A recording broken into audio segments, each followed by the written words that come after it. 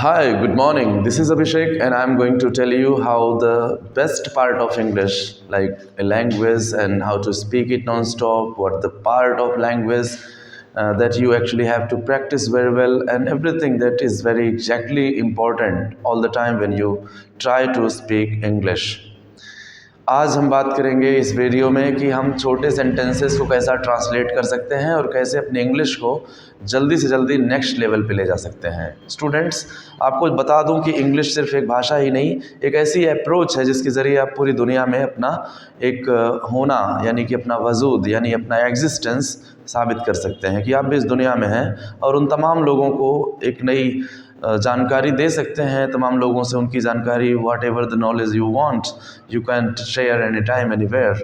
सो आज हम बात करेंगे कि इंग्लिश के ऐसे कौन से स्टेप्स हैं जिनके ज़रिए कोई तो बहुत अच्छी तरह से बात कर लेता है और कोई अपने शुरू के सेंटेंसेस में ही रुका रह जाता है।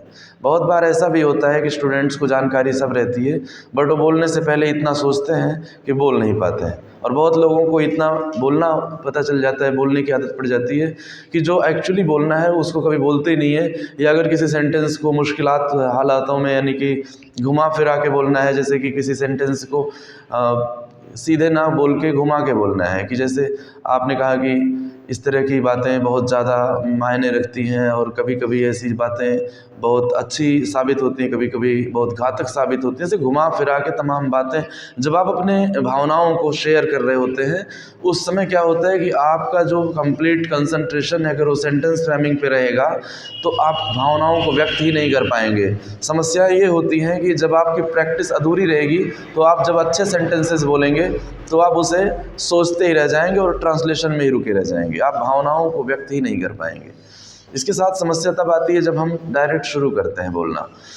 एक स्टेप पे जाकर ऐसा लगने लगता है कि हमें सोचने की ज़रूरत नहीं है और हमारी सारी भावनाएं एज इट इज़ व्यक्त हो रही हैं, और वहाँ पे बिल्कुल भी नहीं लगता कि हम इंग्लिश में बोल रहे हैं या हम हिंदी में बोल रहे हैं। तो ऐसे में हमको समझना ये होता है कि ऐसा कौन सा वे है जिसे हम चूज़ करें, तो आज नहीं कम से कम 2 साल बाद ही सही, 4 साल बाद ही सही, हम अपनी भावनाओं को direct English to English share कर सकें, जिसमें हमें किसी का डर ना हो, हमें सेंटेंस सोचने की ये ना हो, फुर्सत ना निकालना पड़े, यानी कि हम टेंस को लेके, सेंटेंस को लेके, अब वॉइस को लेके, अब फ्रेमिंग को लेके, syntax, synthesis, thousands of things are there which interrupt you. The best thing is that you need to know the proper step by step formula so that you can speak it all the time non-stop. So भले ही आप education में किसी भी field में हैं, भले ही आप अपनी पढ़ाई को अभी जस्ट कंप्लीट करने वाले हैं, भले ही आप अपनी जॉब, अपनी लाइफ, अपने बिजनेस में हैं, कहीं भी आप हैं तो आपका इंग्लिश में एक्चुअली एक लेवल है, बिलीव मी, क्योंकि मैंने पिछले 10 ईयर्स में इंग्लिश के उस लेवल को उठाने में अपनी पूरी कोई कसर नहीं छोड़ी है और अभी भी मुझे अधूरापन महसूस होता है। लेकिन कई जगह पे ऐसा लगता है कि I am actually complete to share whatever the feeling I have, whatever the things come to mankind's mind, and how many places are there where we can share our exact thoughts, and how many people are going to meet and exactly what the problems are they are going to share. So I'm always ready to excite to speak to them exactly what is in my mind. Friends, जब आप Facebook पे जाते हैं तो सबसे पहले ऊपर लिख के आता है what is in your mind. ये जो सेंटेंस है what is in your mind या what is in your brains, इसका मतलब है कि आज आपके मन में क्या है। जैसे आपसे किसी ने पूछा हाउ आर यू, तो रोज़ का एक ही डायलॉग नहीं होना चाहिए आई एम फाइन। देखिए, आप एक छोटी सी चीज़ को भी अगर फोकस करेंगे तो एग्जैक्टली आपको सही रास्ता मिल जाएगा। फेसबुक की पहली line what is in your mind ये बताती है कि अगर आप 10 मिनट पहले भी फेसबुक पे ऑनलाइन थे तो वो एक अलग टाइम था, अभी आप हैं तो आपके मन में क्या चल रहा है। Exactly what is in your mind, how are you means आप कैसे हैं। बहुत सारे लोग आपको देखेंगे, आपकी उनकी हैबिट होती है आई एम फाइन बोलने की, I am all right, I am good बोलने की, बट आप किसी फॉरेनर से यही क्वेश्चन करेंगे हाउ आर यू तो अपने बिजनेस को से रिलेटेड प्रॉब्लम शेयर करने लगेगा, वो अपने किचन से रिलेटेड प्रॉब्लम शेयर करने लगेगी, वो अपने स्टडी से रिलेटेड प्रॉब्लम शेयर करने लगेगा। So there are thousands of people speak in thousands of particular ways. तो अगर आपसे किसी ने पूछा हाउ आर यू, तो उसका आंसर होना चाहिए उस पर्टिकुलर थॉट प्रोसेस से रिलेटेड जो अभी आपके मन में चल रहा है। फेसबुक ने यही फॉर्मूला यूज़ किया। सबसे पहली टैगलाइन जो उसकी आती है, what's up to your mind, what's in your mind. तुम्हारे ब्रेन में अभी क्या चल रहा है, अभी आप किस टॉपिक को लेके कुछ शेयर करना चाहते हो। तो ये एक सिंपलेस्ट फॉर्म है जहाँ से हम समझ सकते हैं, एग्जैक्टली कनेक्ट कर सकते हैं कि हमें बोलना क्या है। जैसे अगर आप मन में लेके कोई घटना लेके एक्साइटेड हैं या आप होपलेस हो रहे हो, तो आप कह सकते हैं I am little hopeless due to something that happened early morning today. I am feeling lot of excited because the person is coming to meet me from a far away place who was in a good contact with me from last many years. So more than saying and telling that I am fine, you can speak this thing.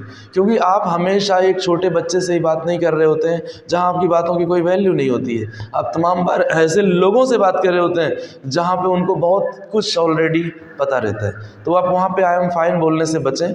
अगर आपसे किसी ने पूछा how are you, तो उसका answer ये है कि आपके मन में अभी कैसा चल रहा है, अभी आप कैसा फील कर रहे हो।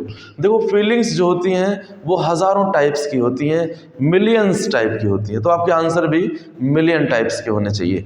यहाँ पे हमने कुछ सेंटेंसेस लिखा है, जैसे कि ये सच नहीं हो सकता, ऐसा हुआ कैसे, क्या यह तुम्हें पहले से पता था, ऐसा कभी नहीं हुआ, आखिर तुमने यह किया कैसे।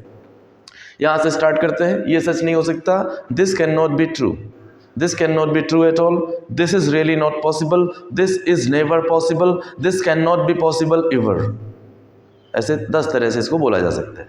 अभी ट्रांसलेट करने जाओगे तो आपको पूरा ग्रामर दिखेगा, बट आपको बता दूं, जब आपको ग्रामर दिखेगा तो आप ट्रांसलेट करने में हमेशा गलती करें। आपका कॉन्फिडेंस तब आएगा जब आप पूरी प्रैक्टिस के बाद नॉलेज अचीव कर चुके होंगे। ऐसा हुआ कैसे, how did it happen, how did it happen, क्या यह तुम्हें पहले से पता था, did you know it already, Did you know it already? Were you aware of it? Were you aware of it? ऐसे तमाम वेज हैं जिससे एक ही सेंटेंस को अलग वे से बोल सकते हैं। ऐसा कभी नहीं हुआ, It hasn't ever done, It didn't ever take place। यहाँ पे डन नहीं बोल सकते डिड के साथ। It didn't ever take place, it hasn't ever done. देखो, जब हैजंट बोलेंगे तो डन बोलना है, डिडंट बोलेंगे तो टेक प्लेस, डू नहीं बोल सकते। यहाँ पे आपको सेंटेंसेस को लेके क्लियर रहना है। आखिर तुमने यह किया कैसे, just tell me how did you do it, just tell me how was it done, just tell me how is it done, how did it take place, how was it taking place, how did it get complete। So this way thousands of ways are there where you can share your feelings। बात है share करने की, feelings को share करने की। अभी आप देख रहे हो कि यहाँ पे मैंने कुछ स्टेप्स इस तरह के बना रहा हूँ। बहुत सारे स्टूडेंट्स हैं, आपको बता दूं, इंडिया ही नहीं वर्ल्ड के 75% graduates they can not speak in English. Even they are well bachelors, well graduated from a so-called school where they belong to particular language, particular their native language is there, but the most of the percentage like 75% people do not speak in English, actually they cannot। इसीलिए जब English में speaking की बात आती है तो लोग इधर उधर देखते हैं और उसको अवॉइड करते हैं, because the real sources are nowhere and the facts are everywhere. सही सोर्सेज नहीं हैं और फालतू की बातें हर जगह हैं। तो आपको देखना यह है कि ये स्टेप्स क्या हैं जिसके ज़रिए हम मास्टर बन सकते हैं और इंग्लिश का बहुत अच्छा प्रैक्टिस हम कर सकते हैं। तो ये हम बताएंगे नेक्स्ट वीडियो में। Thank you for watching and keep watching the videos and keep sharing the channel to others.